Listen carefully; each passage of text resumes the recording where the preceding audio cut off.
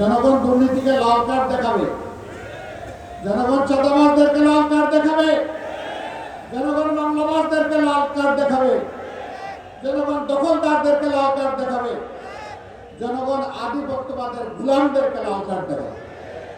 একটি দল তারা মাঝে মধ্যে বলেন তারা ক্ষমতায় গেলে দুর্নীতির ত্রুটি চেপে ধরবে। ভালো কথা, charity always starts from home. ভালো কাজ নিজের ঘর থেকে শুরু করা লাগবে।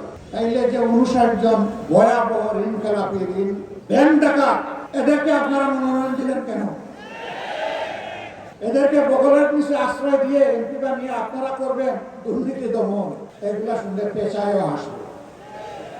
জনগণ এগুলো বুঝে।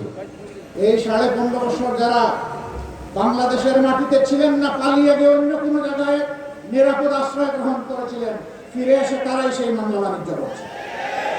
তাদের জ্বালায় অতিষ্ঠ সাধারণ মানুষ, ব্যবসায়ী, এমনকি ফুটপাতে যে ভিক্ষুক লোকটা ভিক্ষা করে তার ওদের কাছ থেকে চাঁদা। আমাদের সন্তানদেরকে বুকে নিয়ে জুলাই মাসে এই জন্য লড়াই করেছিলাম যে এখানে পুরাতন চাঁদাবাজের বদলে নতুন চাঁদাবাজের জন্ম হবে, মামলাবাজের জন্ম হবে, ভূমি দখলবাজের জন্ম হবে, ভূমি দস্যুদের জন্ম হবে। এই জন্য তো আমরা এই লড়াই করিনি, আমাদের সন্তানেরা এই লড়াই করেনি। আমাদের সন্তানদের দাবি কি ছিল? সিম্পল দাবি, উই ওয়ান্ট জাস্টিস। এখন ন্যায় বিচার, এটা নির্বাসন। আমরা আপনাদেরকে ওরকম কোনো আশ্বাস দেব না, এখানে যেটা আছে তাই দিব, যেটা নাই ওটা অন্যভাবে বলবো, এগুলা নাই। আমরা কোনো ভুল বা আশ্বাসে নাই। যা বলবো ইনশাআল্লাহ আল্লাহর উপর ভরসা করে সেইটাই করার চেষ্টা করবো, জান প্রাণ দিয়ে। যেভাবে জুলাই এনে দিয়েছে আমাদের সহযোদ্ধারা জান প্রাণ দিয়ে, সেইভাবে আগামীর দায়িত্ব আমরা পালন করবো ইনশাআল্লাহ জান প্রাণ দিয়ে।